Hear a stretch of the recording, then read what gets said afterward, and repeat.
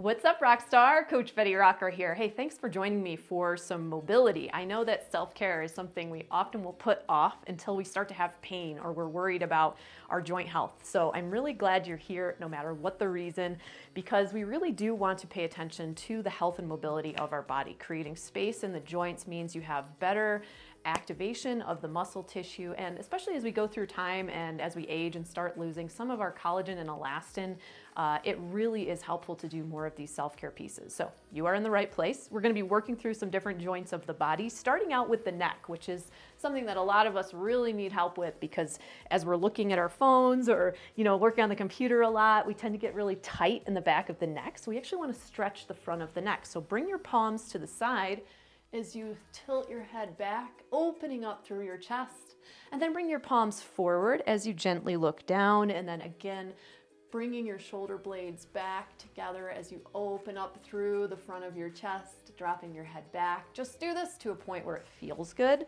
There's no forcing anything. Once again, back to the front, and we open it all up again, looking up towards the ceiling, and then we bring everything together.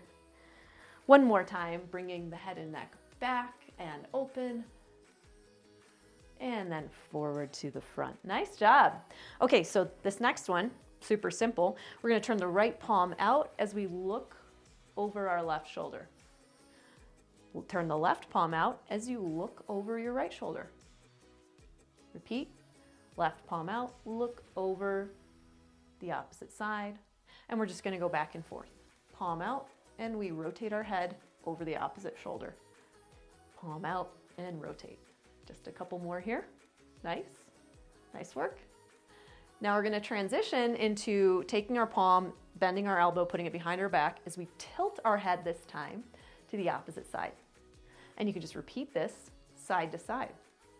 So whichever side your elbow is back behind you, you're tilting your head to the opposite side. And one of the things that I think is really important to pay attention to here is that you're not rounded forward when you start this. You want to be upright as you begin. And what will help you with that is if you imagine that your back is up against a wall. Now, for this next set that you do, just go ahead and gently lean your body over towards the floor. So you're reaching your hand that's down towards the floor. And you're going to feel a gentle stretch maybe through the side body as you do this, maybe up above your pelvis. Nice. The cervical spine and the lumbar spine have the same curve. Have you ever thought about that? You know how your spine is like this, undulating sort of wave along your back? Well, your neck vertebrae and your lower lumbar vertebrae both curve in.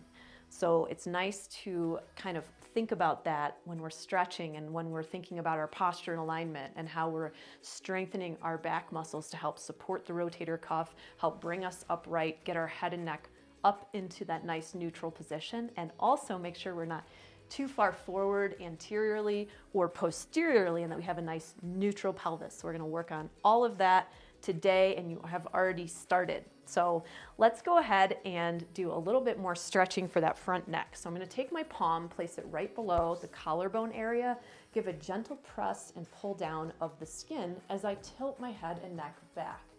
And this is going to stretch out the neck fascia, the front neck fascia. And this can get really bound up if we're sitting with our head forward a lot, and it can exert like a pulling pressure on your shoulders and your head, and that can create some pain in the upper back over time. So try this one out. And then we're going to take our palm and place it under the left collarbone as we gently tilt our head back and to the right, and you can play around with the angle that you do this with. Don't do anything that's painful, please. Just do it so it feels good and relieving. And then bring your head back to neutral. Place your palm underneath your right collarbone as you tilt your head back and to the left. Nice. You can play around with the angle of that a little bit, see how that feels. And then go ahead and join me down on the mat in a tabletop position. And we'll mobilize the spine a little bit more. So go ahead and bring your spine up into that cat spine as you look down between your feet. And then we'll drop our belly down, looking up into cow spine. And then once again, cat spine, arching the back, pressing the back up towards the ceiling. And then dropping the belly down, looking up towards the ceiling. Nice work. My dog is currently doing downward facing dog Slightly off camera. Look at you, you're so cute. Go ahead and send your hips back into child's pose, reaching your arms out in front of you, putting your forehead down on the mat, enjoying this little stretch, breathing in and out. And then you can walk your knees in towards each other, and I want you to gently walk your hands over to the left side. Your hips are up, or you can sink your hips back down. You can also play around with that child's pose position for your hips. You have some options here. Just want you to walk your hands over to the left, and then walk them back to center, and then walk them over to the right, lowering through your chest, lowering your chest down towards the mat, sending your hips back. Knees can be together or apart. Just want you to have some options. Find what feels comfortable to you. And notice as you do this, walk your hands back to center and again, slowly over to the left, noticing how this creates a connection between the outside of your right arm all the way down through your right rib cage and maybe down into your right hip slightly. Nice deep breath there. And then walk your hands back to center and one more time over to the right. Noticing how that connects you from your arm all the way down through your hip. Nice job. Walk your hands back to center. Beautiful job. And go ahead and come into that tabletop position, sending your hips up high, coming into a downward facing dog. And we'll go ahead and step our left foot to the outside of our left wrist, coming into a runner's lunge. Sweep your left arm up and then look over your left shoulder, opening up through that chest, really allowing your chest to open. You can turn your palm up and down, and then sweep your arm back into the center inside of your foot. And before you move on here, just enjoy and notice how this is stretching your right quad and how that's opening up through your hip joint and the hip flexors, which are the quadriceps muscles, and the psoas, the deep core stabilizing muscles in your abdomen. And then what I want you to do is actually step your left foot back to meet your right, stepping your right foot to the outside of your right wrist and right hand. And from here, we'll take our right arm and sweep it back behind us, looking over our right shoulder, palm up, palm down, just playing around with that mobility in your wrist, and bring your palm back down to the inside of your right foot. Once again, just noticing how that feels in your left quad, left hip flexor. Great work. Step your right knee back to meet your left foot, and let's go ahead and come back up into that downward facing dog once more, sending your hips up high. Nice work, enjoying that stretch. Sink your heels down towards the mat. And then we'll go ahead and step our left knee to the back of our left wrist, sliding the back right leg out behind us. We're in an upright position here, just paying attention to the back and not allowing it to arch. Breathe in and out here in this lovely pigeon stretch as we open up the hip joint and also open up through the inner thigh. You're welcome to stay right here or walk it down a bit onto your elbows or forearms, or even all the way down onto your forehead. And when you're ready, come on back up, palms just below shoulders. We're gonna curl that back knee under, stepping the left foot back to meet the right in another downward facing dog. And then we'll step the right knee to the back of the right wrist, sliding the left leg out behind us, coming into that pigeon stretch, opening up through that right hip this time. Nice job. Relaxing into it. And only take these stretches to where you feel it feels good to you. You don't want it to ever feel painful for you. You can just come right out of it if it feels painful. Walking down onto your arms and wrists, bringing your forehead down briefly, and then walking it back up, palms below your shoulders. Curl that back left toe under as you bring your right foot back to meet your left in another downward facing dog, dropping the knees down to the mat. And we're gonna sit it back onto our heels and come onto our back. But first, sit upright, cross your left foot to the outside of your right leg. Reach your right arm up and then place the elbow on the outside of that crossed over knee and look over your left shoulder. Nice little spinal stretch and twist here. Bend that elbow, place your arm down, unwrap your feet, straighten out your left leg, bend your right knee, place your right foot to the outside of your left straight leg. Left arm comes up, elbow comes to the outside of the bent knee as we look over our right shoulder. Once again, work on lowering and relaxing your shoulders here. Breathe in and out. Nice job. Go ahead and unwrap your legs and come onto your back, bending your knees, lowering yourself down to the mat comfortably with control. And from here, we're gonna work on another little mobilization and activation for your head and neck. So take your fist and place it between your chin and chest and make sure that your chin is tucked enough down so that your head's not extended up and you're not in your chest with your chin. You want a nice neutral position. And from here, you're just gonna press your head back, hold, and then let release. Press your head back, hold, and release. Now for this next one, I want you to tune into something we call blueberry spine. So we're gonna make sure that our back is going to come into a neutral position. So we're gonna pretend we have a big fat blueberry, sliding it under that natural curve in your lower back. And then we're gonna press the blueberry down without totally flattening it and breaking its skin. So we're not pushing our back down into the mat because that will flatten our blueberry. We're just bracing our core slightly here. So in this neutral pelvic position, once again, find that chin position where you're in a nice neutral position, and then press your neck back gently into the floor and then release. It's just a gentle pressure, like maybe a 30% effort back with your head and neck.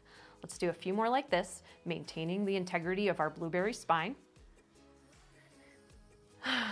Enjoy this time that you've given yourself. Thank you for taking care of your body with me today. And release, last one. Now, with this nice neutral position that you've got for your pelvis and your neck, bring your arms out to the side. We call this cactus arms. I love this one.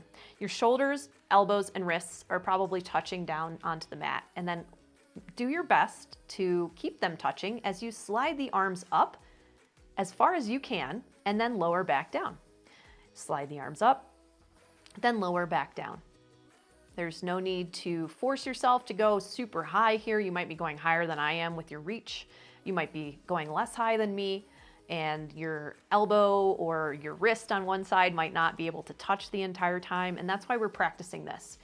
Make sure that your back isn't starting to arch as you bring your arms up. Work to find that blueberry spine, find that engagement, that subtle engagement in your core, and try not to let your head and neck move away from that nice neutral position we just created with that activation exercise. Great job. Give me one more like this. And this is a great one to practice over time that can help you get your arms and shoulders back better into that posture that helps us stabilize the rotator cuff. So just something to play around with. Now go ahead from here, find that blueberry spine again, and we're just gonna lift our hips up into a bridge, hold briefly, lower down. Notice how as you lower down, your pelvis naturally wants to tilt, and that's okay. Let's go ahead and reset that blueberry spine, feeling a gentle core engagement here as we then lift our hips up off the floor again, squeezing at the top, lower down. Reset, bracing through the core, and lift the hips up one more time. Nice. Now let's just put that together. So bring the arms out to cactus, engage blueberry spine. As you lift the hips off the mat, slide your arms up. Bring everything back down, reset blueberry spine, pay attention to your chin position, and again, lift up, bringing the arms overhead. Nice work. Lower down, engage the core, brace through the core, lift up. These subtle movements that we are practicing right now become really important when we're standing and doing things like squats, deadlifts, lunges, even overhead presses, because we want to make sure that we're aware of our pelvis and spine and our lower back and especially our core engagement. The position of our rotator cuff really will make an impact on how we're holding our weighted objects. If we're getting into heavier loads and load bearing, we want to make sure that we have this integration between our core and the muscles that move around our joints. Really, really helpful. What we're doing right now is something called Betty Rocker's Activation Trinity, which you can do in the Foundations of Functional Fitness series with me some more. So let's take a break from doing that, and we're gonna just do a little bit more mobility for our hips. So I'm gonna straighten out, sorry, I'm trying to find a spot, straighten out my right leg, Draw my left knee in towards my left chest, just giving it a nice gentle hug here. And then I'm just gonna release the pull and then gently guide that knee over to the right shoulder, giving it a gentle hug. And you're gonna feel probably a little stretch through the glutes on that side that you're stretching. Release the pull, and then we'll gently guide the knee over to the opposite side as we look over our left shoulder. I'm not forcing the leg, I'm just enjoying this little stretch. Great work. And then back to center, placing the foot down, and I'm gonna slide the left leg out straight, level the hips out, bring the right knee in towards the chest and give it a gentle pull. Great work. And then release the pull and guide it over and pull it up towards the left shoulder. Don't forget to breathe. And then release the pull, and then we're just gonna gently guide that right knee over and across the left side of our body as we look over our right shoulder. There's no forcing anything here. It's just a gentle rotation. Guide that knee back to the center. Place your feet down on the mat, and we're gently going to roll to the side and come on back up. And I'm going to invite you to come into that tabletop position once more. We're gonna do something called thread the needle. So we're gonna take the right arm and we're gently gonna thread it underneath us as we bring our head and neck down to the mat and then back up. Place the palm down and thread the needle again, reaching it underneath you as you come back up. And one more time, thread the needle, come back up. Now before we move on, go ahead and take your palm and turn it back towards your knee. And we're just gently gonna rock back and forth, very gently here, just mobilizing the wrist a little bit. Nice. Couple more like this, and maybe you wanna rotate a little bit in a bit of a circle. Let your elbow be sort of loose here as you do this, and then gently bring your palm back to center. We'll thread the needle on the other side, scooping it underneath as we bend our head down towards the mat and back to center. Scoop underneath as you bring your head and neck down and then back to center. Scooping underneath. And we'll just do a little bit of that same wrist mobility, just gently turning the palm towards our knee and just rocking back and forth, and then just soft bend in the elbow as you sort of rotate a bit in a circle. Nice job. Moving your hips, also great for your hip and back mobility. Nice work. Awesome. Go ahead and either sit back onto your heels or staying upright. We're just gonna stretch our fingers back one at a time. Now, if you do a lot of weight training or you're holding on to weighted objects a lot, your grip strength may need to just have a little attention to the joints of your fingers, and this can be something you could do on a day when you are doing that type of training. I encourage you to just stretch one finger back at a time, and your shoulder will be relaxed as you do this. Your elbow will straighten, and you just gently pull one finger back at a time as you go through and stretch out those hardworking hands of yours. This probably feels really good, especially if you haven't done much of it before.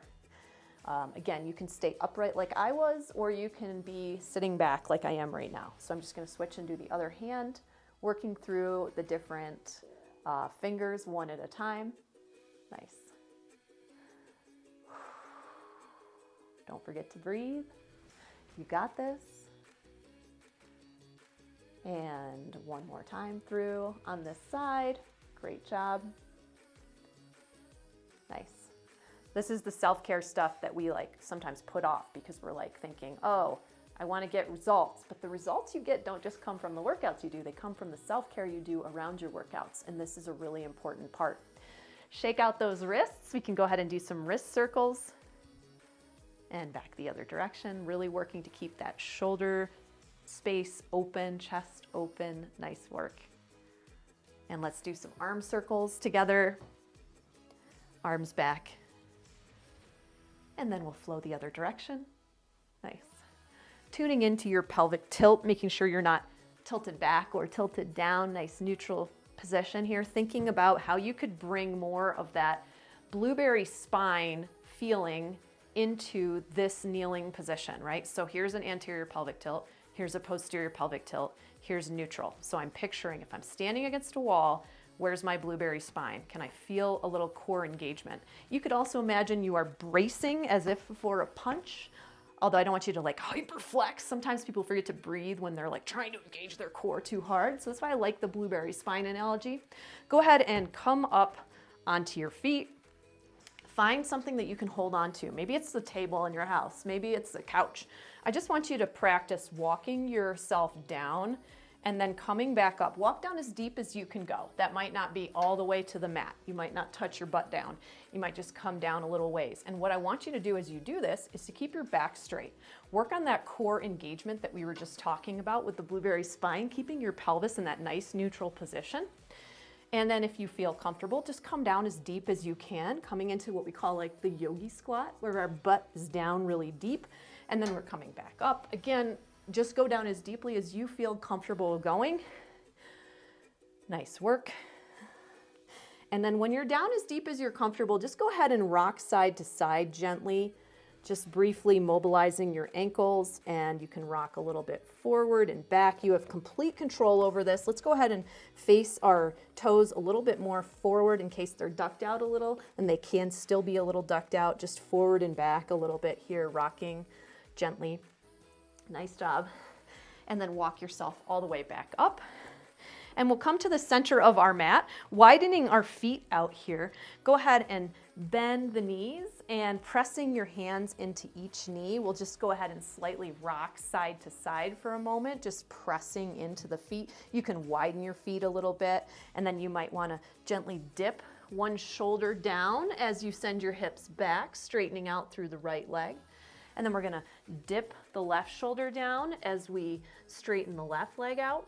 And again, opposite side. Don't press too hard down on your knee. You're just playing around with that movement of your upper back and shoulder.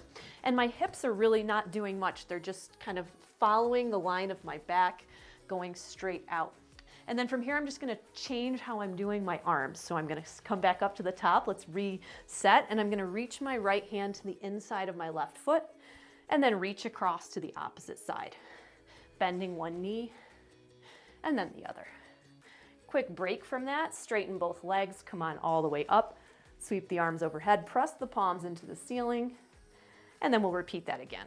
One arm to one side and then to the opposite side, getting some nice stretch through the inner knees and through the inner thighs. So your inner thigh muscles cross both the hip and knee joint. And so we want to make sure that we are opening up the muscles around the entire joint space, not just the front and back. We all think about hip flexors, or hamstrings are tight. Hamstrings are tight. But we also want to make sure we're thinking about the inner thighs and also the IT band. It's important. I love using my foam roller. Go ahead and bend forward in the center of your mat. And nice job. All the way up. Now, if you happen to have a book or a stair in your house, I'm just gonna play around with a little bit of ankle mobility here. So I'm just gonna place my toes on my book, and I'm just gently keeping my legs straight, I'm gonna walk forward and back. You could just put your foot out to one side and just kind of play around with that. You might like bracing your hands on something so that you can get a little bit more forward motion here. And we're just stretching the back, that Achilles tendon. And we've got our calf muscles that cross the ankle joint and the knee joint, one of them. So there's two calf muscles. One's deeper, one is more superficial. The superficial one's the two-headed muscle you'll often feel when you're looking at or touching your calves. And these muscles are important to stretch and keep mobilized for the ankle mobility. It's really helpful.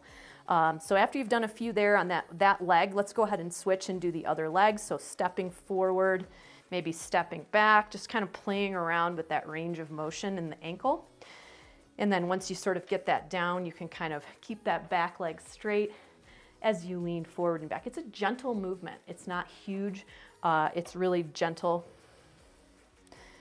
And nice job. Let's go ahead and move that prop out of the way. And if you have a stair in your house or step, maybe it's the side of your couch, I'm just gonna step my left foot up onto it. My right leg is behind me, and I'm just gonna put my hands on my hips as I lunge forward and then back. Lunge forward and back. Nice opening for that hip flexor, for the quad. And I'm working to keep my ankle in line and my heel down as I do this. Good work. Let's do the couple on the other side. Feet are lined up straight as we lunge forward. Nice work. And go ahead and stand tall.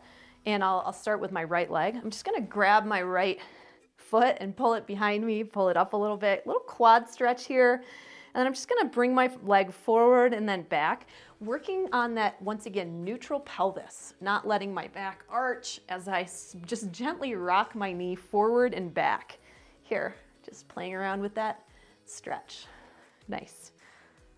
And go ahead and release your foot down and do some circles with your knee, rotating it out externally, a few more times, and then we'll rotate it internally. Nice little circles here. Stimulating the synovial fluid in your joints is a great way to keep those joints warm and lubricated. And this is one of those types of motions that just should feel really good. So don't do it if it doesn't feel good. And let's do the other side. I'm gonna reach back, grab a hold of my foot. If this is hard, by the way, wrap a towel or strap around your foot as you pull it up towards you. And I'm just gonna gently rock back and forth in this stretch, making sure that my pelvis stays neutral and I'm not arching my back at all. Nice work. And I'll go ahead and release that foot down, doing some hip circles here. Nice. Couple more this direction, and then switch to the opposite direction with your circles. How's your head and neck feel? Feel a little looser? Have you noticed your tendency to maybe creep forward or round forward a bit? Just stuff to pay attention to. A couple things you can do when you're driving, for example, is you can adjust your seat in your car so that you're sitting more upright, so you're not slouched back in this position, right? Give yourself lots of opportunities throughout the day as you're sitting to bring your body upright, to think about, okay, if I were doing cactus arms on the floor right now, what position would my shoulders be in as I'm sitting up? Or remember that chin tuck. How can I bring my head and neck back into that position as I'm seated, or even as I'm standing and doing stuff throughout the day, right? We wanna really start to develop those postures and bring them into the exercises that we're doing. So when I'm having you do something like reverse flies, you're not looking down, right? It changes how the muscles work. It changes how the fascia works. If you're doing bicep curls and your shoulders are rounded forward and your head and neck are down, you're gonna be irritating the biceps tendon. So we wanna bring our shoulders back into their sockets and do our curls. We have our head and neck upright as we're doing our squats, for instance. So we were working on the ankle mobility. And I think as you get more confident with your mobility in these different joints, you're gonna be able to move in these positions that are more supportive to you as you engage your core better, as you work to build that body awareness more and more. You'll feel more and more confident, potentially increasing the amount of resistance that you're using, feel more and more confident in the explosive jumping that you do, because we always want to be loading weight and weight bearing on an aligned body, on aligned joints. So do your best to incorporate these principles. Join me for more workouts inside of my Betty Rocker online home workout studio, Rock Your Life, where I can guide you, support you in all of the workout programming that we have, which we've designed specifically for women in different life stages, whether you're still in your cycling years or you're in perimenopause or post-menopause. We have programming that is customized to you, plus lots of nutrition guidance and a lot of talk about the holistic health principles that surround and support you as you get stronger, healthier, fitter, and faster, like your sleep, your stress management, nutrition, exercise. These are the 4 pillars of health that work together to support you. So keep up the great work with your self-care. Thank you so much for practicing with me today. As always, I'm Betty Rocker. You are so awesome, blossom, and amazing. Bye for now.